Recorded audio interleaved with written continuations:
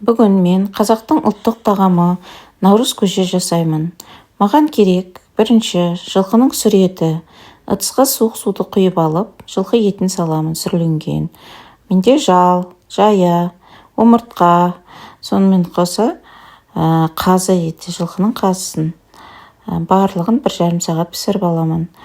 Етім қайнап жатқан кезде мен жеке перловка пісіріп, оны жеке пісіріп аламын. Перловканы жақсылап жуып жатырмын қазір.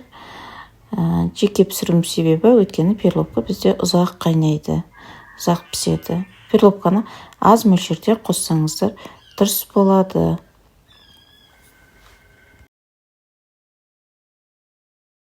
Бір жарым 2 сағат уақыт өтті. Менің етім пісіп тұр. Мен етімді бөлек сүзіп аламын. Етті жақсылап сүзіп алғаннан кейін, кішкене салқындатып алып, мен ұсақтап етті турап аламын. Тек қана наурыз көжеге керек етті ғана тураймын. Қалғанын жеке ет тамағымен бешбармақпен жейміз. Міне өзі сорпасы менде дайын. Етімді сүзіп алдым. Етімді қазір ұсақтап бәрін турап аламын. Енді маған керегі перловкам дайын тұр. Міне дайын сорпаға етімді сақтап туралып салдым.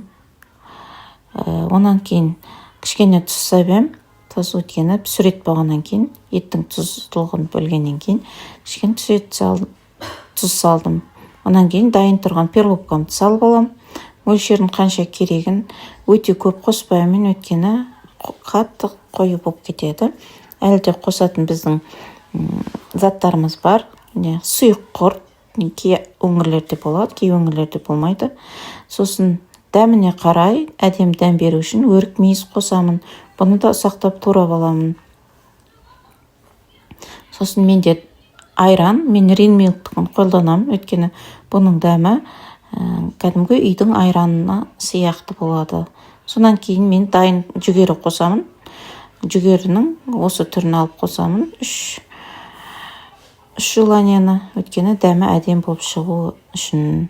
Енді менің көжем дайын болды. Қазір ыдысқа құйып, уже дәмін татуымызға болады. Назарларыңызға рахмет. Сіздерге ас болсын.